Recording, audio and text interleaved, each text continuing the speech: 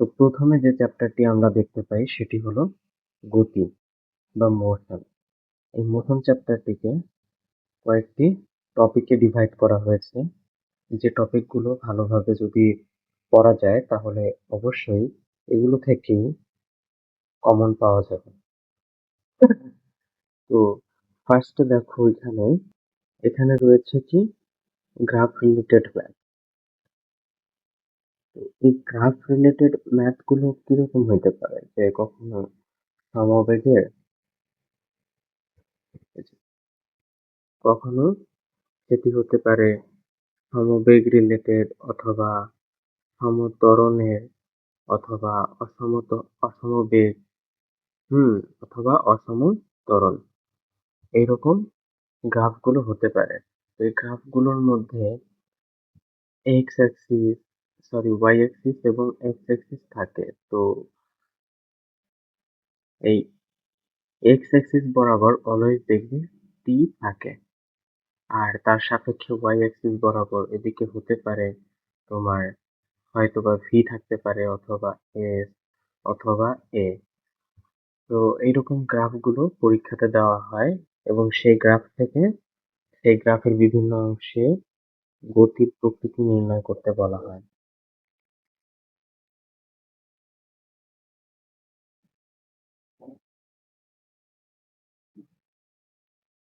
তো গতির প্রকৃতিগুলো অনেক সময় এমনও কোশ্চেন আসে যে পুরো গ্রাফটিতে কোন অবস্থানে কিরকম গতি ছিল সেটা জানতে চায়, তো সেটাও ব্যাখ্যা করা লাগে।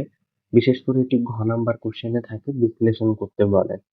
আর তাছাড়া গ নাম্বার কোশ্চেনে বা অনেক সময় ঘতেও থাকে যে মোট অতিক্রান্ত দূরত্ব পুরো গ্রাফটায়, অথবা ওই বস্তুটির সর্বোচ্চ বেগ কত প্রাপ্ত হয়, অথবা শেষ বেগটা কি, অথবা ত্বরণ নির্ণয়, এইরকম রিলেটেড কিছু কোশ্চেন করা হয়। তো সেগুলো করতে পারলেই অলমোস্ট গ্রাফের টপিকসটা ক্লিয়ার হয়ে যাবে। এবং এখানে এই যে এই ম্যাথগুলো করার জন্য যে সূত্রগুলো প্রয়োজন হয় সেগুলো যে পাশে লেখা রয়েছে, এগুলো যদি একটু দেখে যাও তাহলে এগুলো খুব সহজেই করতে পারবে। আচ্ছা, তারপরে যে টপিকটা রয়েছে সেটা হলো মুক্তভাবে পড়ন্ত বস্তুর ম্যাথ। আচ্ছা, মুক্তভাবে পড়ন্ত বস্তুর ম্যাথ এটি গতিতে খুব বেশি আসে। অ্যান্ড এখানে অ্যাকচুয়ালি কি ঘটে, ঘটনাটা একটা বস্তু থাকে যে বস্তুটাকে মুক্তভাবে ছেড়ে দেওয়া হয় এবং এই বস্তুটি মুক্তভাবে নিচের দিকে পড়ে, কোনো বাতাস বা আশেপাশের কোনো কিছুর বাধা থাকে না এবং কোনো এক্সট্রা ফোর্স প্রয়োগ করা হয় না বস্তুটির উপরে। তাহলে সেই বস্তুটিকে বলা হয় মুক্তভাবে পড়ন্ত বস্তু। তো এই বস্তুটি অনেক সময় অতিক্রান্ত দূরত্ব বা এই যে এটাকে নির্ণয় করতে বলে, অথবা অনেক ক্ষেত্রে এর কোনো একটা অবস্থানে গিয়ে এর বেগ নির্ণয় করতে হয়, সেক্ষেত্রে এরকম সূত্র ব্যবহার করা হয়। তাছাড়া আরো কিছু ম্যাথ এটা দিয়ে করা হয়, কাজ ক্ষমতা শক্তির সাথে অনেক সময় এটাকে রিলেটেড করে দেওয়া হয়। দেখ, এগুলো করলেই মোটামুটি পারা যাবে এটা। তারপরে রয়েছে নিক্ষিপ্ত বস্তুর ম্যাথ। তো নিক্ষিপ্ত বস্তুটা অ্যাকচুয়ালি কি, নিক্ষিপ্ত মানে এই সেম ঘটনার মতনই আর কি। এখানে জাস্ট একটা অ্যানাদার ফোর্স প্রয়োগ করা হবে, হয় নিচের দিকে অথবা উপর দিকে ফোর্স প্রয়োগ করা হবে, তখন এটাকে কি বলা হবে, নিক্ষিপ্ত বস্তু। তখন এটাকে নিক্ষিপ্ত বস্তু হিসেবে বিবেচনা করা হবে। এই যে এখানে দেওয়া আছে, এটা উপর বা নিচ হতে পারে। তো নিক্ষিপ্ত বস্তুর ম্যাথের ক্ষেত্রে এই সূত্রগুলো ব্যবহার করা হয়। এগুলো ইউজ করলেই এর ম্যাক্সিমাম ম্যাথগুলো করা সম্ভব। আচ্ছা, তারপর আরেকটি টপিকের ম্যাথ রয়েছে যেটি গতিতে বেশ ভালোই ইদানিং লক্ষ্য করা যাচ্ছে, বুলেটের ম্যাথ। তো এই বুলেটের ম্যাথে দেখা যাবে যে এই যে সূত্রটা এখানে রয়েছে না, এই সূত্রটা দিয়ে প্রায় পুরো ম্যাথটাই সলভ করে ফেলা যায়।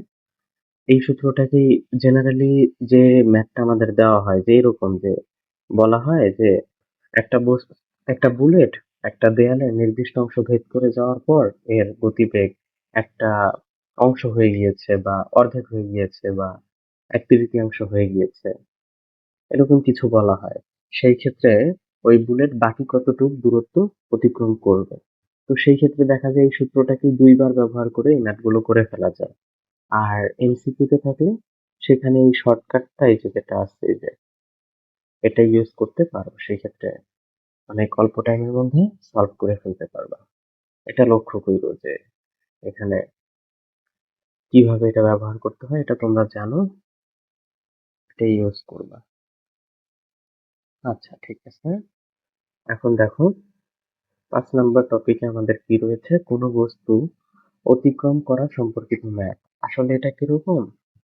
যে তোমার একটা বস্তু ধরো, এই যে পিছে একটা বস্তু বা এই যে বাঘ হরিণের ম্যাথে বলা হয়েছে যে একটা বস্তু ধরো এই যে এটা বাঘ এই পিছনে রয়েছে আর এই যে সামনে হরিণ।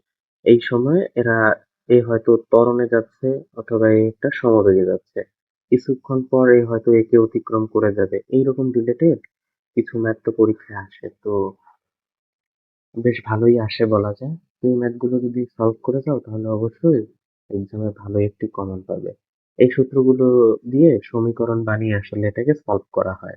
তো অনেক সময় বলে যে কোন সময় অতিক্রম করবে বা পিছনের বস্তুটি সামনের বস্তুকে কয়বার অতিক্রম করবে এরকম, এবং অতিক্রমের সময় তার বেগটা কত বা অতিক্রমের সময় তার মোট অতিক্রান্ত দূরত্বটা কত, এরকম কোশ্চেন আসে এখান থেকে। তাহলে এটা হলো। এখন আমরা ৬ নাম্বার টপিকে দেখি এখানে কি আছে।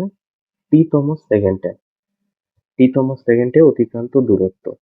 এখন এটা সিকিউ করার ক্ষেত্রে অবশ্যই এই সূত্রটা ইউজ করবে, কারণ সেখানে যদি এত শর্ট একটা ফর্মুলা ইউজ করো মনে হয় না টিচার সেই ক্ষেত্রে ফুল মার্কস দিবেন, কিন্তু এই সূত্রটা সেই ক্ষেত্রে ভ্যালিড।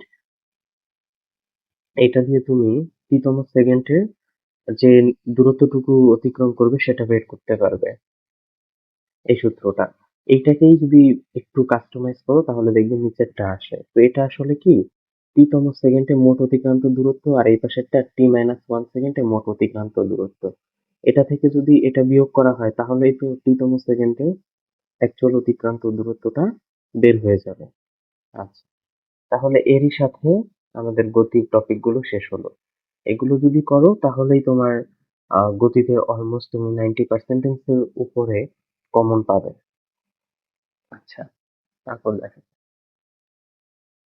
এখন রয়েছে আমাদের বল। তো বলের মধ্যে কি রয়েছে যে সংঘর্ষের টপিকটা ফার্স্টে। তো সংঘর্ষের একটা জিনিস দেখবে যে এইরকম কোশ্চেনটা অনেক বেশি আসে, মিলিত বেগ নির্ণয় করতে বলে। যে দুইটা বস্তু এই যে যাচ্ছে এরা সংঘর্ষ করার পর কি হলো, এখানে একটা সংঘর্ষ হলো, এই মনে করো যাচ্ছে যাচ্ছে সংঘর্ষ, দেন দুটো বস্তু মিলিতভাবে একটি দিকে চলতেছে একটা মিলিত বেগ নিয়ে। তো এরকম ম্যাথ প্রচুর আসে। তো এই ক্ষেত্রে খুবই সহজ একটা ফর্মুলা, এটা দিয়েই এটা করতে পারবে। আবার এখানে অনেক সময় তোমার মিলিত বেগ হয় না। তো সেই ক্ষেত্রে যে আসলে সংঘর্ষ তো দুটি প্রকার, যে স্থিতিস্থাপক সংঘর্ষ এবং অস্থিতিস্থাপক। এখন স্থিতিস্থাপক সংঘর্ষ কাকে বলা হয়? সেটা হচ্ছে গিয়ে যখন শক্তির সংরক্ষণশীলতা মেনে চলে, অর্থাৎ এই যে পূর্বে যে তোমার মোট গতিশক্তি থাকে এটা আর এটা যদি সমান হয়ে যায় তখন এটাকে স্থিতিস্থাপক সংঘর্ষ বলা হয়। অর্থাৎ এখানে শক্তির সংরক্ষণশীলতা রক্ষা হয়। কিন্তু যখন এই দুটা এই দুটা জিনিস যখন সমান না হয় তখন এটাকে অস্থিতিস্থাপক সংঘর্ষ বলে, যেখানে শক্তির সংরক্ষণশীলতা রক্ষা হয় না। ঠিক আছে? তো সেই ক্ষেত্রে সেই রকম ক্ষেত্রে ম্যাথ গুলো করার জন্য আমাদের এই যে এই সূত্রটা, এই দুইটা সূত্র ইউজ করা লাগে। এটা তোমরা জানো। আচ্ছা, এটা একটু ঢেকে দিয়েছে, এটা মুছে দিই।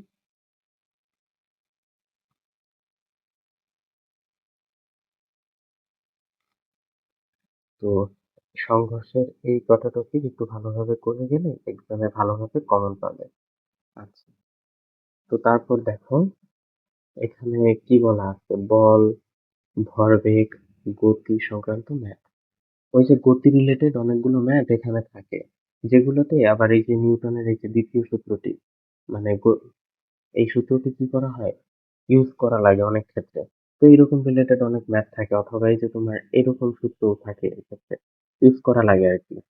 MV minus mu by T, বা অনেক সময় তোমার বলের ঘাত ইউজ করা লাগতে পারে, সেই ক্ষেত্রে এফ এর সাথে টিটা গুণ হয়ে যাবে, অর্থাৎ সেটা হচ্ছে ভরবেগের পরিবর্তন। তো এইরকম রিলেটেড অনেক রকম কোশ্চেন এখানে আসে, এগুলো এগুলো বেশ ভালোই আসে, এটা একটু করে যাবে ভালোভাবে, দেখবে এখান থেকে কমন পাবে, জেনারেলি ভালোই আসে। আচ্ছা, 3 নম্বর টপিকসে কি হয়েছে, ঘর্ষণ বল, স্থিতি ঘর্ষণ, ওই যে যে গুণাঙ্ক বা সহগ যেটা থাকে, গতীয় ঘর্ষণ সহগ সম্পর্কিত ম্যাথ থাকে। তো ওই যে তোমরা জানো স্থিতি ঘর্ষণ সহগ কি, মিউ এস দিয়ে প্রকাশ করা হয়, আর গতীয় ঘর্ষণকে মিউ কে দিয়ে প্রকাশ করা হয়। তো ঘর্ষণ রিলেটেড ম্যাথ তো আসেই, যেমন যে কোনো টপিকস এর সাথে একটা ঘর্ষণ লাগিয়ে দিতে পারে, সেটা তোমরা জানো যে ঘর্ষণ বল কিভাবে বের করতে হয়, যে অভিলম্ব প্রতিক্রিয়ার সাথে ঘর্ষণ বল এফ সমান সমান অভিলম্ব প্রতিক্রিয়া ইনটু মিউ এস, অথবা আবার লেখা যায় আর ইনটু মিউ কে। এই ক্ষেত্রে অভিলম্ব প্রতিক্রিয়ার সাথে মিউ কে, কারণ এটা গতীয় ঘর্ষণ আর ওইটি স্থিতি ঘর্ষণ, এটা তোমরা জানো, এবং এগুলো একটু ভালোভাবে করলেই ইজি টপিক এগুলো পারবে। অ্যান্ড 4 নম্বরে যেটা রয়েছে সেটা হচ্ছে গিয়ে হেলানো তলের ম্যাথ।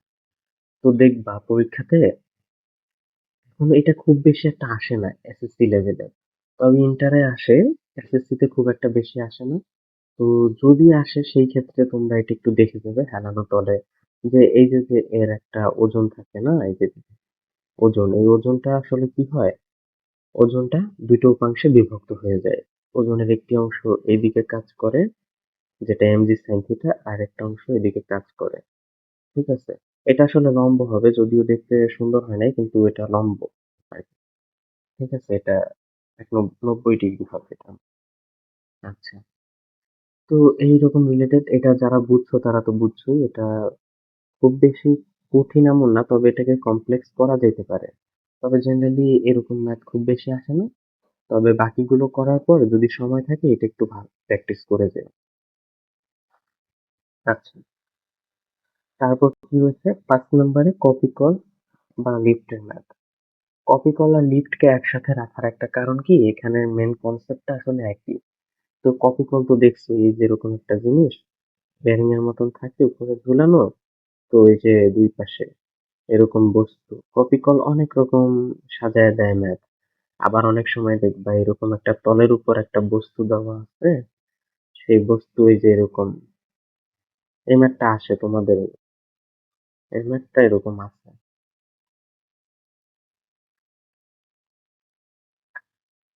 কপি কল দিয়ে অনেক রকম ম্যাথই করা যায়।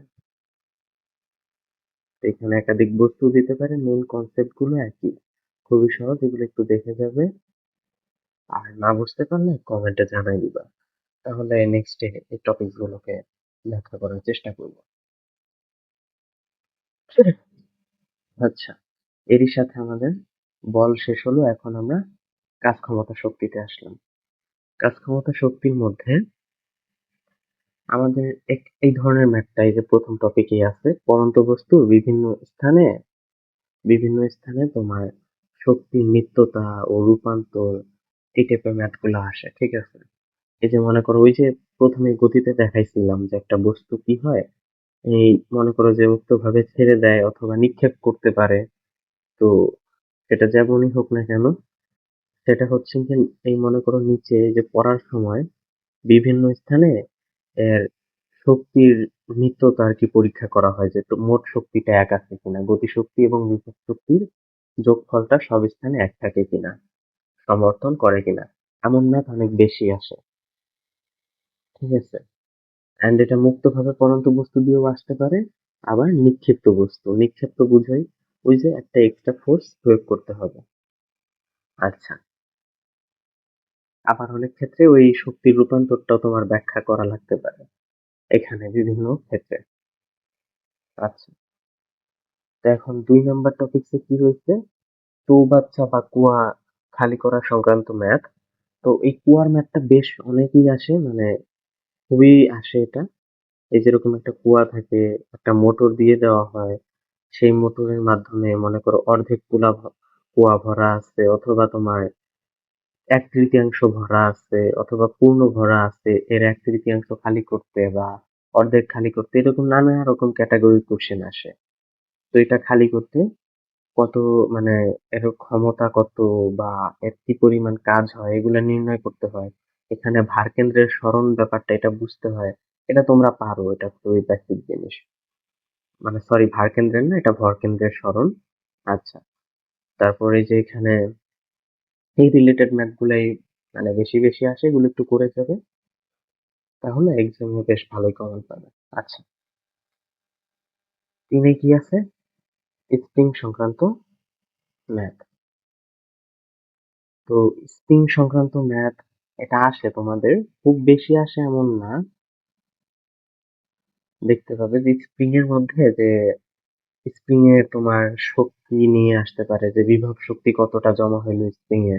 হ্যাঁ, তো সেই ক্ষেত্রেই তো জানো যে is equals to half K x square. তোমরা জানো এখানে এক্স দ্বারা স্প্রিংটার যে সরণ হয় সেটাকে বোঝানো হয়, আর কে তো স্প্রিং ধ্রুবক। তারপর এফ সমান সমান কে এক্স, এটাও তো জানো। এগুলো খুবই বেসিক সূত্র। মাইনাস কে এক্স লেখা হয়, এর কারণটা হচ্ছে তোমার ফোর্সটা সেদিকে প্রয়োগ হয় যেদিকে তোমার সরণের ঠিক বিপরীত দিকে। সরণ যদি একদিকে করো, ঠিক তার বিপরীত দিকে তোমার ওই ফোর্সটা প্রয়োগ হয়। এই জন্য মাইনাস দিয়ে লেখা হয়। তবে ম্যাথ করার সময় মাইনাসটা লাগে না, এটা তোমরা জানো। আচ্ছা, এখন 4 নম্বর টপিকে রয়েছে কি, কর্মদক্ষতা ও ক্ষমতা সংক্রান্ত ম্যাথ। তো কর্মদক্ষতা কি, এটা তোমরা খুব ভালোভাবেই জানো, যে ওই যে ইটা দিয়ে প্রকাশ করা হয় কর্মদক্ষতা, যে P out by P in into 100%, অথবা W out by W in into 100%, এরকম অনেক কিছুই লেখা হয়। এটার অনেক সূত্র মানে আছে, অথবা শক্তির হিসেব দিয়েও করা যাইতে পারে, P out by P in into 100%। Generally এটা দিয়ে করা লাগে। তো আরো অনেক ভাবে করতে পারো এটা, এগুলো একটু দেখে যেও। আচ্ছা, তাহলে এরই সাথে আমাদের কাজ ক্ষমতা শক্তি শেষ হলো। আচ্ছা, এখন আমরা শব্দ তরঙ্গে আসলাম। শব্দ তরঙ্গে কি আছে, যে শব্দের বেগ পরিবর্তন। এটা কেমন, যে তোমরা জানো ভাইয়ারা যে শব্দ 0 ডিগ্রি সেন্টিগ্রেডে বায়ু মাধ্যমে যে 332 মিটার পার সেকেন্ড বেগে, বা 330 মেবি, এই বেগে হচ্ছে গিয়া তোমার কি হয়, যে শব্দ চলাচল করে, ঠিক আছে, বাতাসে, বায়ু মাধ্যমে। তো যখন এর তাপমাত্রাটা বেড়ে যায়, এর বেগও বেড়ে যায়। তো সেই ক্ষেত্রে তোমরা জানো V is proportional to root over T. তো এই সূত্রটাকে ইউজ করে তোমরা কি করতে পারবে, তোমরা শব্দের যে পরিবর্তিত বেগ সেটা নির্ণয় করতে পারবে কোনো একটা তাপমাত্রায়। অ্যান্ড এই রিলেটেড কোশ্চেন খুবই বেশি আসে, অ্যান্ড এটা গ নাম্বার কোশ্চেনেই দেখবা যে আসছে, খুবই বেশি আসে। আচ্ছা, তো আর কি আছে এখানে, পর্যায়কাল, তরঙ্গ দৈর্ঘ্য, কম্পাঙ্ক নির্ণয় সংক্রান্ত ম্যাথ। তো পর্যায়কাল, তোমার এটা তো তরঙ্গের আর কি, এগুলা তো বৈশিষ্ট্য আর কি, একটা পর্যায়কাল বা তরঙ্গ দৈর্ঘ্য যেটাকে ল্যামডা দিয়ে প্রকাশ করা হয়। হ্যাঁ, তরঙ্গ দৈর্ঘ্যকে ল্যামডা দিয়ে প্রকাশ করা হয়, এটা তোমরা জানো। পর্যায়কালকে টি দিয়ে প্রকাশ করা হয়, অ্যান্ড কম্পাঙ্ককে এফ দিয়ে প্রকাশ করা হয়, যেটা ফ্রিকোয়েন্সি বোঝায়। তো এটা নিয়ে তো বেসিক কিছু সূত্র তোমরা এই যে জানো এখানে আছে, অ্যান্ড এগুলো দিয়ে তোমাদের ম্যাক্সিমাম ম্যাথ হয়ে যায়। আবার অনেক ক্ষেত্রে একটা ম্যাথ আসে যে কুয়ার গভীরতা নির্ণয় সংক্রান্ত কিছু ম্যাথ আসে। এগুলো একটু করে যাবা, ঠিক আছে, এগুলো আসতে পারে এখানে। অ্যান্ড 1, 2 নাম্বার টপিক তো খুবই আসে, তাই এটা কখনো ছেড়ে না যাওয়াই উচিত হবে, ছেড়ে গেলে তো সমস্যা। আচ্ছা, তো 4 নাম্বার টপিকে কি হয়েছে দেখো, প্রতিধ্বনি। এটা খুবই আসে and এটা ঘতেও আসে, গতেও আসে। এটা তোমরা খুবই জানো যে বোর্ডে অনেকবার আসছে এবং এটা প্রত্যেকবারই বেশ ভালোই আসে এই রিলেটেড কোশ্চেন। তো প্রতিধ্বনি শোনা যাবে কিনা, গেলে কতবার শোনা যাবে, এরকম কোশ্চেন হতে পারে।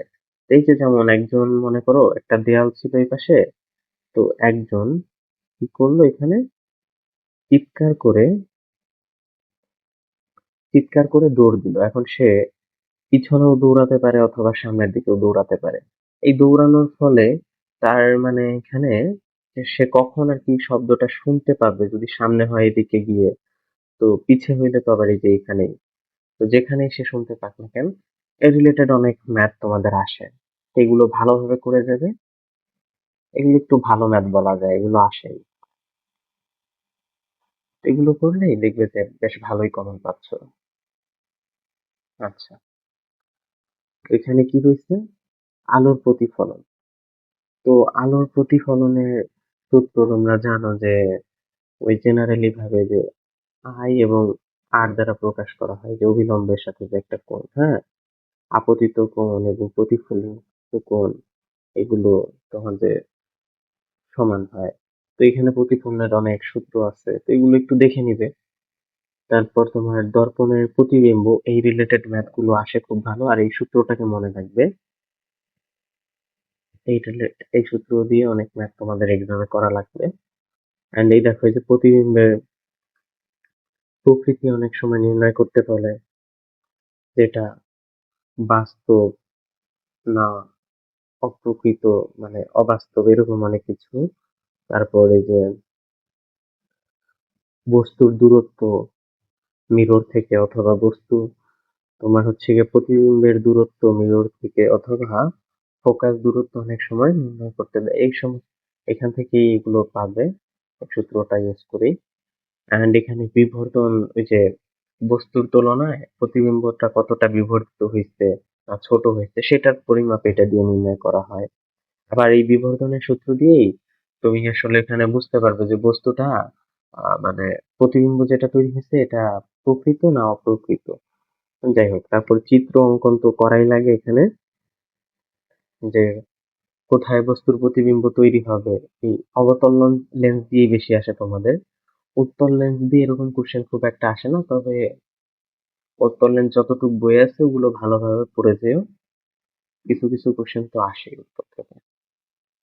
আর অবতলই ম্যাক্সিমাম এই সিকিউ গুলোতে আসে। ঠিক আছে, এগুলো করলেই তোমার আলোর প্রতিফলন প্রতিফলন টপিক্সটা ক্লিয়ার হয়ে যাবে। মানে এগুলো করলে দেখবে যে মোস্ট অফ দা তোমার কোশ্চেন তুমি কমন পেয়ে গিয়েছো এক্সামে, আর তুমি বেস্ট একটা মার্ক ক্যারি করতে পারবে। আচ্ছা, এন্ড আমাদের সর্বশেষ কি রয়েছে, যে স্থির বিদ্যুৎ। তো স্থির বিদ্যুতের মধ্যে তোমার কি হয়েছে, টপিক গুলো দেখো। ফার্স্টে রয়েছে কুলম্বের সূত্র সংক্রান্ত ম্যাথ, এক নম্বরে রয়েছে কুলম্বের সূত্র সংক্রান্ত ম্যাথ। তো কুলম্বের সূত্র দিয়ে অনেক সময় দেখো যে কি ম্যাথ আসে, কোথায় একটি চার্জিত বস্তুর উপর বল শূন্য হবে, হ্যাঁ, বা তড়িৎ প্রাবল্য শূন্য হবে। এই যে মনে করো, এই যে দুইটা বস্তু আছে, চার্জিত বস্তু, তার মাঝে কোথাও একটা বল, মানে কোনো একটা বস্তু শূন্য হইতে পারে। ঠিক আছে, কোথায় হয় এটা তোমার নির্ণয় করা লাগবে। অনেক ক্ষেত্রে সেটার পজিশন ভিন্নও হতে পারে, সেটার পজিশন ভিন্নও হতে পারে, কারণ এগুলোর চার্জের কারণে এটা বাইরেও হইতে পারে। চার্জ আসলে কোনটা পজিটিভ বা নেগেটিভ, কোনটার পরিমাণ বেশি কম বেশি, এটা তো আসলে বলা যায় না। তো এটা আর কি জেনারেল সিনারিওটা দেখানো হলো। তো এটার মাধ্যমে তুমি এই সূত্রটা দিয়ে সমীকরণ বানিয়ে এটা নির্ণয় করতে পারবে। ওই যে জায়গায় দেখবে যে বলটা শূন্য হয়েছে না, মানে বলটা এই যে তোমার একক, এই জায়গায় যদি তুমি ঠিক ধনাত্মক 1 কুলম্ব চার্জের বস্তু নিতে, তাহলে যে জায়গায় শূন্য হতো, আসলে ওই জায়গায় তড়িৎ প্রাবল্য শূন্য থাকে, ওই একই কথা। তো এই ম্যাথটা করে যাবে, এটা রিসেন্টলি বেশ ভালোই আসে এক্সামে। তারপর ধারক সংক্রান্ত কিছু ম্যাথ একটু দেখে নিও, এগুলোও আসে। আর ওই যে এখানে দেখো কোনো বিন্দুর বিভব এগুলো নির্ণয় করতে দেয়, অথবা প্রাবল্য নির্ণয় করতে দেয়। তো এই ম্যাথগুলো ভালোভাবে পারলে এই চ্যাপ্টারে আর তেমন বেশি কিছু প্রয়োজন হয় না। তো এরই মাধ্যমে তোমাদের স্থিরবিদ্যুৎও শেষ, আর এটাই মেবি তোমাদের লাস্ট চ্যাপ্টার ফিজিক্সে। তো সর্বোপরি এখন পর্যন্ত যে কয়টা টপিক তোমাদের দেখানো হয়েছে এগুলো যদি করো, তুমি দেখবে যে 90 to 95% কোশ্চেন তুমি কমন পাবা। এবং তুমি যদি এগুলোকে ভালোভাবে প্র্যাকটিস করে যাও তাহলে খুবই ভালো একটা রেজাল্ট পরীক্ষায় করতে পারবা। অ্যান্ড তোমার পরিশ্রম সেই ক্ষেত্রে সার্থক হবে। তাই তোমাদের কাছে রিকোয়েস্ট থাকবে যে পরীক্ষার আগে একবার হলেও এই সাজেশন শিটটা দেখে প্র্যাকটিস করে যেও। অ্যান্ড পরীক্ষার আগেও একবার একটু অ্যাট এ গ্ল্যান্স দেখে যেও যে কোন টপিক গুলো অ্যান্ড সূত্রগুলো, তাহলে দেখবে যে একটি বেস্ট রেজাল্ট তোমরা নিয়ে আসতে পারতেছো। আর যদি কোনো টপিকসের সমস্যা হয় এখানে বুঝতে, তাহলে সেটা কমেন্টে জানিয়ে দিও। আমি চেষ্টা করব সেগুলোকে নেক্সট ভিডিওতে ব্যাখ্যা করার জন্য। আচ্ছা, সবাই ভালো থাকো। পরে আরেকটি ভিডিওতে তোমাদের সাথে দেখা হবে।